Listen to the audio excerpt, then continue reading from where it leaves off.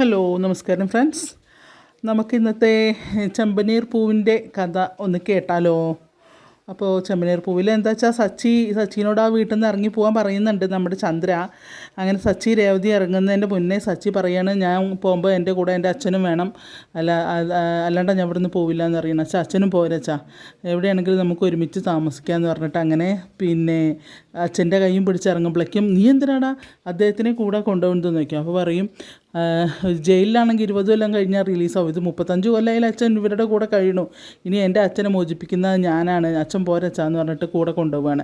അങ്ങനെ എല്ലാവരും കൂടെ അപ്പോൾ പിന്നാലെ ഓടുകയാണ്. ചന്ദ്രൻ വന്ന് വയ്യ പിടിക്കുകയാണ്, പോണ്ട മോനെ കൊണ്ടുപോകല, അദ്ദേഹത്തിനെ കൊണ്ടുപോകാൻ ഞാൻ സമ്മതിക്കില്ല, എന്തിനാ നീ പോകുമ്പോൾ അദ്ദേഹത്തിനെ കൊണ്ടുപോകുന്നത് എന്ന് പറഞ്ഞിട്ട് കൈ വേറിടിക്കുന്നുണ്ട്. കാരണം സച്ചിയുടെ കൈ സച്ചി മുറുക്ക പിടിച്ചിരിക്കുകയാണ് അച്ഛൻ്റെ കൈ.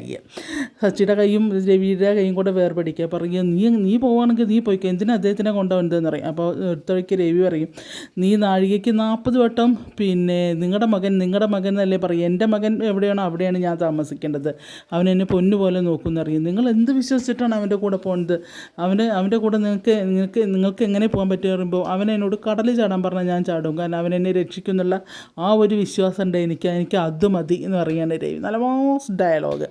അതിൽ ചന്ദ്രൻ ആകെ അടി കണ്ട പോലെ നിൽക്കുകയാണ്. അപ്പോൾ പറയും, നിനക്ക് 3 മക്കളാണുള്ളത്, അതിൽ എന്നും നീ ഇവനെ തള്ളിക്കളഞ്ഞിട്ടേ ഉള്ളൂ, എനിക്ക് എൻ്റെ മോനില്ലാണ്ട് എനിക്ക് ജീവിക്കാൻ പറ്റില്ല, എൻ്റെ മോൻ എവിടെയോ അവിടെയാണ് ഞാനും ഉണ്ടാവുക, എൻ്റെ മോൻ ഇവിടെ അല്ലെങ്കിൽ ഞാനിവിടുന്ന് പോകും, പിന്നെ മോനെ സാധനങ്ങളൊന്നും പുറത്തുനിന്ന് വാങ്ങിക്കേണ്ട, ഇവിടെ ഉള്ള സാധനങ്ങൾ മതി, ഡ്രസ്സുകൾ അത് വേഗം പാക്ക് ചെയ്തോ പറയും. അപ്പോൾ രേവതിയോട് മോളെ അത് നല്ല പോയി പാക്ക് ചെയ്തിട്ട് വാ, എന്നിട്ട് നമുക്ക് പോകാമെന്ന് പറയും. അപ്പോൾ നമ്മുടെ സച്ചി പറയണമെന്ന് വെച്ചാൽ, നമുക്ക് സമാധാനമായിട്ട് എവിടെയെങ്കിലും താമസിക്കുക, എന്തിനാ ഇവിടെ കടന്നിങ്ങനെ നരകിക്കേണ്ടത്, നമുക്ക് പോവാം എന്നിങ്ങനെ പറയണം.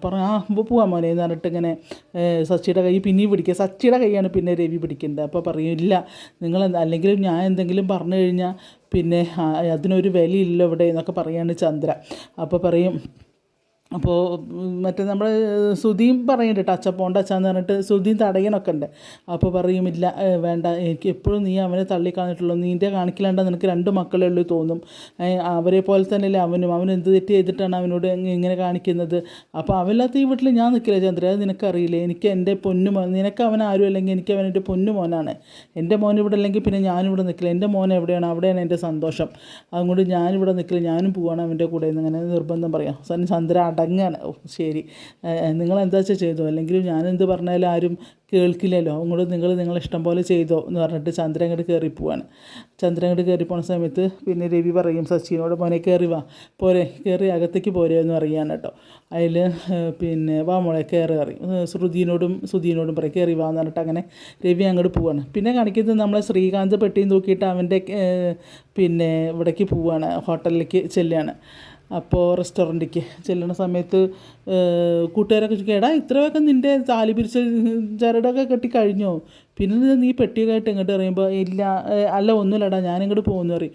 2 ദിവസത്തെ ലീവ് എന്ന് പറഞ്ഞിട്ട് നീ ലീവ് എടുത്തിട്ട് പോയിട്ട് ഇപ്പോൾ എന്താ ഉണ്ടായെന്ന് വയ്ക്കും. അപ്പോൾ പറയും, പിന്നെ നീ താലി ചരട് മാറ്റിക്കെട്ടിയപ്പോഴേക്കും നിങ്ങളത് ഒഴിവാക്കും ചെയ്തു അത്ര പെട്ടെന്ന് അറിയും. അപ്പോൾ ശ്രീകാന്ത് പറയും, നീ ഇതുവരെ കല്യാണം കഴിച്ചിട്ടില്ലല്ലോ, നീ കല്യാണം കഴിക്കാതിരിക്കുമോ നല്ലത്, കല്യാണം കഴിച്ച സമാധാനം ഉണ്ടാവില്ല അറിയും. അപ്പോൾ എന്താടാ നീ പറയണ വയ്ക്കുമ്പോൾ, അതേടാ കല്യാണം കഴിയുന്നതോടുകൂടി നമ്മുടെ സമാധാനം പോകുന്നറിയും. ആരെത്ര വലിയ പ്രശ്നം എന്ന് പറയുമ്പോൾ എല്ലാവരും പ്രശ്നക്കാരാണ് എന്നറിയും. ഇവിടെ ചെറിയ റൂമിൽ ഞാൻ അവിടെ നിന്നോളാന്ന് പറയും. അത് വേണ്ടടാ, നീ എന്തായാലും ലീവ് എടുത്തില്ല, നീ നിൻ്റെ വീട്ടിലേക്ക് പോകും എന്നറിയും. അപ്പോൾ വീട്ടിലേക്ക് ഞാൻ പോവുകയല്ല എന്നറിയും.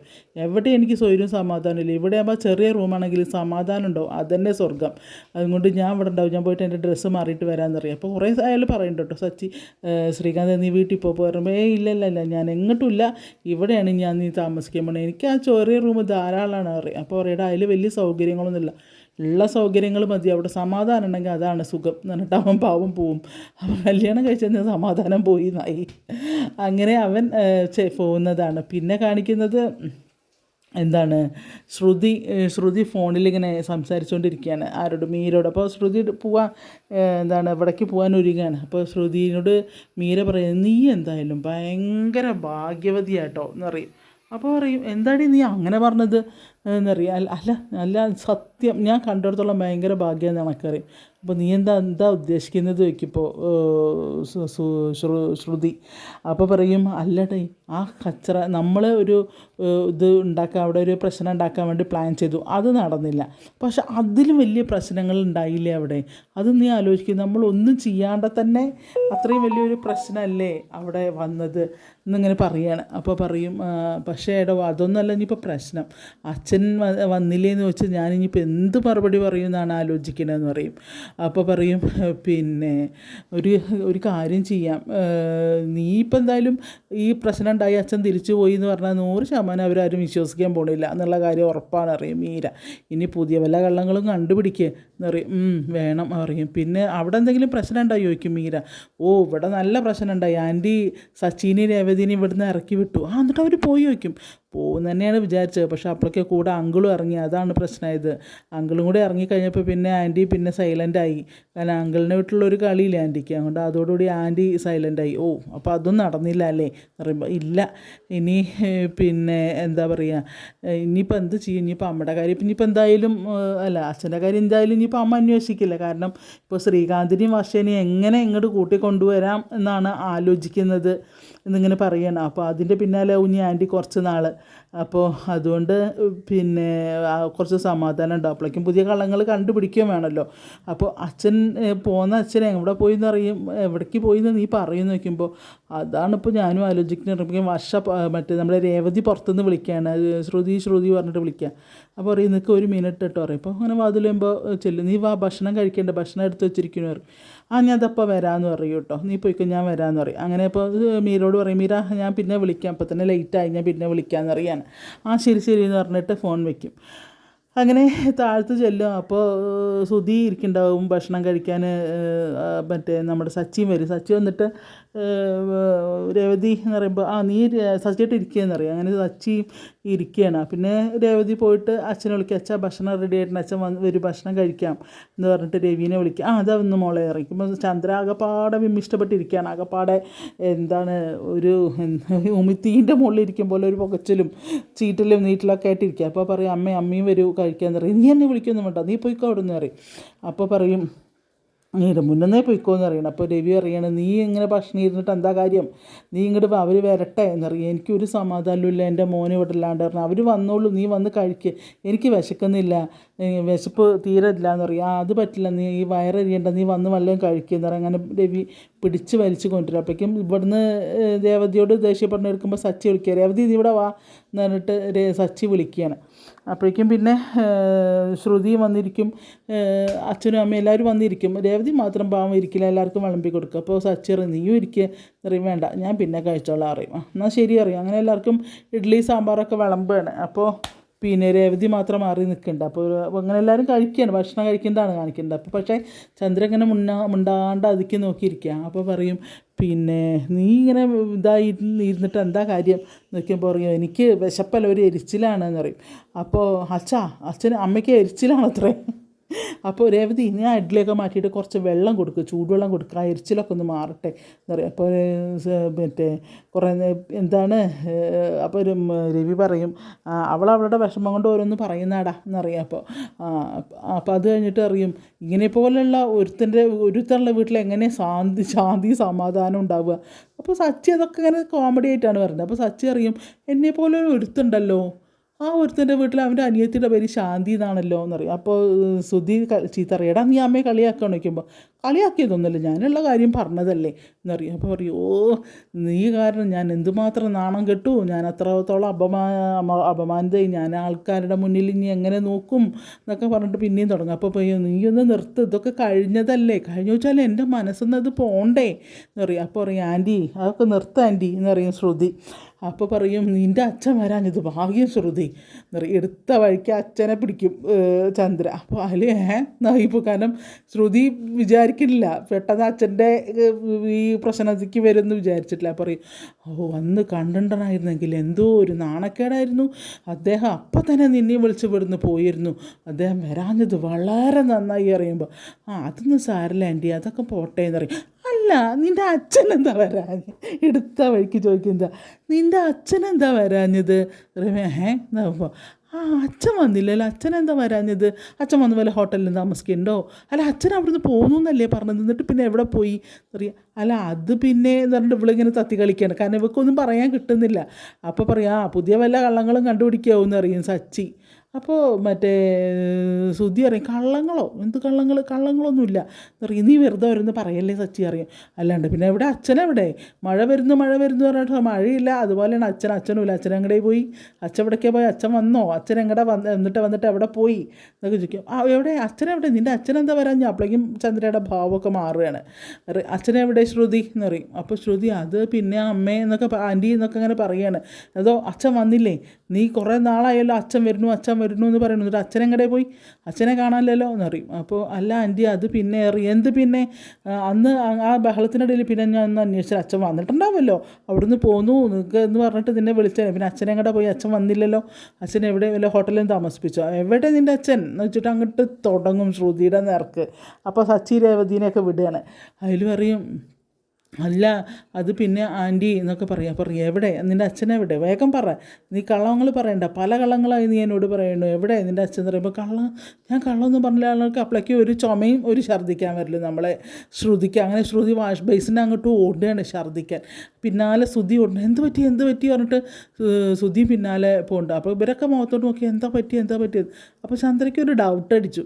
അപ്പോൾ ഡൗട്ട് അടിച്ചിട്ട് ഇങ്ങനെ നിൽക്കുകയാണ്. അപ്പോൾ പറയാം ഛർദ്ദിക്ക് ഇപ്പോൾ കുഴപ്പമുണ്ടോ ചോദിക്കുമ്പോൾ ശ്രുതി പുറക്ക് തടവി കൊടുക്കുകയാണ്. വല്ല കുഴപ്പമായി ചോദിക്കുമ്പോൾ ഇല്ല ഇപ്പോൾ പ്രശ്നമൊന്നുമില്ല. അപ്പോൾ വേഗം അവൻ രേവതി ഒരു ഗ്ലാസ് വെള്ളം എടുത്ത് കൊടുക്കട്ടോ, ഒക്കെ കുടിക്കുമ്പോൾ എന്താ മോളെ എന്ന് വയ്ക്കുമ്പോൾ ഇപ്പോൾ എന്തെങ്കിലും കുഴപ്പമുണ്ടാക്കുമ്പോൾ ഇല്ല ആൻറ്റി കുഴപ്പമൊന്നുമില്ല അറിയാം. അപ്പോൾ ശ്രുതി ഇങ്ങനെ വിളിച്ചുകൊണ്ട് സിറ്റിംഗ് റൂമിലേക്ക് കൊണ്ടുപോയി. പറയും നിനക്ക് എന്താ പറ്റിയത്, വല്ല വയ്യാഴികയുണ്ടോ. അപ്പോഴേക്കും ചന്ദ്ര ഓടി വരികയാണ്. എല്ലാവരും വരും ചന്ദ്രയുടെ പിന്നല്ലേ, എന്താണെന്ന് അറിയില്ലല്ലോ. അപ്പോൾ ചന്ദ്ര മോളെ നിനക്ക് ഇതിന് മുന്നേ തല കറങ്ങിയിരുന്നു ആൻറ്റി എന്നറിയും. അപ്പോൾ ഛർദ്ദിക്കാനും വന്നിരുന്നു, പിന്നെ അപ്പോൾ ക്ഷീണം തോന്നുന്നുണ്ടോ, ഉണ്ട് അറിയും. വിശപ്പുണ്ടോ, ഉണ്ട് അറിയും. പിന്നെ പുളിയുള്ള വല്ലതും കഴിക്കാൻ തോന്നുന്നുണ്ടോ, ഉണ്ട് ആൻറ്റി എന്നറിയും. അപ്പോൾ പറയും അച്ഛാ അമ്മ എന്താ ഇങ്ങനെ ഡോക്ടർമാർ ചോദിക്കും പോലെ ചോദിക്കുന്നു സച്ചി. അതിലറിയും നീ ഉണ്ടാതിരിക്കടാ എന്നറിയും. അപ്പോൾ പറയും നീ ഇങ്ങോട്ട് മാറി നിൽക്കണിട്ട് ശ്രുതിനെ അങ്ങോട്ട് മാറ്റി നിർത്തുക. അതിലങ്ങോട്ട് ചിരിക്കും ചന്ദ്രയ്ക്ക് ഭയങ്കര സന്തോഷം. അപ്പോൾ ചന്ദ്രയുടെ വിചാരം ഇത് ഗർഭമുണ്ടായിരിക്കണമെന്നാണ്, ഗർഭമുണ്ട് എന്നാണ് വിചാരിക്കും. അതിൽ പറയും മോളെ രേവതി നീ പോയിട്ട് കുറച്ച് പഞ്ചസാര എടുത്തിട്ട് പറയും. എന്തിനാ പഞ്ചസാര അറിയും, നീ ചെല്ല് അറിയും. രേവതിയോടൊക്കെ ഭയങ്കര സ്നേഹം, പതിവില്ലാത്ത സ്നേഹം. അങ്ങനെ വേഗം രേവതി പഞ്ചസാര എടുക്കാൻ ചെല്ലുക. അപ്പോഴേക്കും ശ്രുതി ഇങ്ങനെ പൊട്ടൻ്റെ ആട്ടം കാണുമ്പോൾ ഇങ്ങനെ നോക്കുക എന്താണ് ഈ സംഭവിക്കേണ്ടതെന്ന് ശ്രുതിക്കും മനസ്സിലാവണില്ല. അവങ്ങനെ അന്തം വിട്ട് നോക്കുകയാണ്. അപ്പോഴേക്കും ശ്രുതി എന്ത് ചെയ്യും, രേവതി നിനക്ക് എന്ത് പറ്റി അറിയും. അപ്പോൾ അപ്പോൾ പറയും എടാ പൊട്ടാ നീ ഒരു അച്ഛനാവാൻ പോവാടാ എന്ന് പറഞ്ഞിട്ട് ഇങ്ങനെ താടിയൊക്കെ പിടിച്ചിങ്ങനെ വലിക്കുകയാണ് സന്തോഷം കൊണ്ട് മറ്റേ ചന്ദ്ര. അപ്പോൾ ഈ പൊട്ടന് മനസ്സിലാവും. അപ്പോൾ പറയും ഈ താടിയൊക്കെ ഇവിടെ ഉണ്ടായിരുന്നതാണല്ലോ എന്നിങ്ങനെ ഇതിങ്ങനെ കവിളിങ്ങനെ നുള്ളിയെടുക്കുക. എടാ നീയാണ് എൻ്റെ മൂത്ത മകൻ തന്നെ ആദ്യം ജനിക്കാൻ പോവാണ്. എടാ നീ ഒരു അച്ഛനാവാൻ പോവാടാ. അച്ഛനോ എന്ന് പറഞ്ഞിട്ട് ഇങ്ങനെ നിൽക്കുകയാണ് ശ്രുതി അന്തം വിട്ടിട്ട്. ശ്രുതി എന്ന് പറഞ്ഞിട്ട് ചെല്ലാണ്. ശ്രുതി ആകെ അന്തം വിട്ട് നിൽക്കുക. ആൻറ്റി അതൊന്നുമല്ല, അതൊക്കെ തന്നെയാണ്, ഞാൻ 3 പ്രസവിച്ചതല്ലേ, നീ ഒരു അമ്മയാവാൻ പോവാണ്, ഇങ്ങനെയൊക്കെ തന്നെ ഉണ്ടാവുക എന്ന് പറഞ്ഞിട്ട് ചന്ദ്ര അങ്ങോട്ട് ഉറപ്പിക്കുക. മാത്രമല്ല ചന്ദ്രയുടെ ആ ഒരു ഇത്തിരി സമയം കൊണ്ട് ചന്ദ്രയുടെ സ്വഭാവം ടോട്ടലി മാറി. അപ്പോഴേക്ക് നമ്മുടെ രേവതി പഞ്ചസാരയിട്ട് വരുന്നു. ആ പഞ്ചസാര എടുത്തിട്ട് ശ്രുതിയുടെ വായിൽ വെച്ച് കൊടുക്കണു. ശ്രുതി ആകെ വായ വിളിച്ച് നിൽക്കുമ്പോൾ അവൻ്റെ വായിലും കൊണ്ട് വെച്ച് കൊടുക്കണു പഞ്ചസാര. അതിൽ അപ്പോൾ അങ്ങനെ ശ്രുതിയുടെ അടുത്തേക്ക് പോണ സമയത്ത് നിങ്ങൾ അങ്ങോട്ട് നോക്കണ്ട എന്നിട്ട് രവിനെയും സച്ചിനെയും അങ്ങോട്ട് തിരിച്ചു നിർത്തണു. പഞ്ചസാരയും കൊണ്ട് വരുന്ന രേവതിനെ അങ്ങോട്ട് തിരിച്ചു നിർത്തണു കാണണ്ടെന്ന് പറഞ്ഞിട്ട്. അത് കഴിഞ്ഞിട്ട് പറയും മോളെ നിനക്ക് വിശേഷം ഉണ്ടെന്ന് പറയും. അപ്പോൾ എല്ലാവർക്കും ഭയങ്കര സന്തോഷമാവും കേട്ടോ. കാരണം നല്ലൊരു ന്യൂസല്ലേ, ഗുഡ് ന്യൂസല്ലേ കേട്ടിരിക്കുന്നത്. അപ്പോൾ പിന്നെ പറയും എന്തായാലും ഓക്കെ നല്ല കാര്യം തന്നെയാണ് ഇതെന്ന് പറയും. ഇപ്പോൾ സച്ചിയൊക്കെ ഭയങ്കര സന്തോഷം, സച്ചിക്കും രേവതിക്കും ഒക്കെ സന്തോഷം. കാരണം ചന്ദ്ര ഇരുന്ന് ചിരിക്കുകയാണ്. ചന്ദ്രയുടെ സന്തോഷം കാണണം. അതുവരെ കണ്ട ചന്ദ്രയല്ല, ടോട്ടൽ മാറുകയാണ് കേട്ടോ. അതിലറിയാം എനിക്കൊരാഗ്രഹം ഉണ്ടായിരുന്നു എൻ്റെ മൂത്ത മരുമകൾ തന്നെ ഗർഭിണിയാവണം, എൻ്റെ ഒരു കുഞ്ഞ് വരണമെന്ന്. രവിയേട്ടാ നിങ്ങളൊരു അച്ഛനാവാൻ പോവാണെന്നൊക്കെ പറയുമ്പോൾ രവിക്കൊക്കെ ഭയങ്കര സന്തോഷമാണ്. ആ സന്തോഷ പ്രകടനം കാണാൻ വയ്ക്കാത്തത്. അപ്പോൾ പറയാം ശരി എന്തായാലും ആയിക്കോട്ടെ നമുക്കിന്നൊരു ഡോക്ടർ അടുത്ത് ചെക്കപ്പിന് പോകാം എന്നിട്ട് കൺഫേം ചെയ്യാമെന്ന് പറയാം രവി. അപ്പോൾ ശ്രുതിനെയും കൂട്ടി വേഗം ഹോസ്പിറ്റലിൽ പോകാമെന്ന് അറിയണം. അപ്പോൾ എന്തിന്, അതിൻ്റെ ഒന്നും ആവശ്യമില്ല, ഇത് അതിൻ്റെയൊക്കെ തന്നെയാണെന്ന് പറഞ്ഞിട്ട് ചന്ദ്ര അങ്ങോട്ട് ഉറപ്പിക്കുകയാണ്. അപ്പോൾ മറ്റേ കാരണം ശ്രുതിക്ക് അതെന്തോ വിശ്വാസമില്ലാത്ത പോലെ ശ്രുതി നിൽക്കുന്നുണ്ട്. എന്താണ് ശ്രുതിയൊക്കെ അടി കൊണ്ട പോലെ നിൽക്കണേ.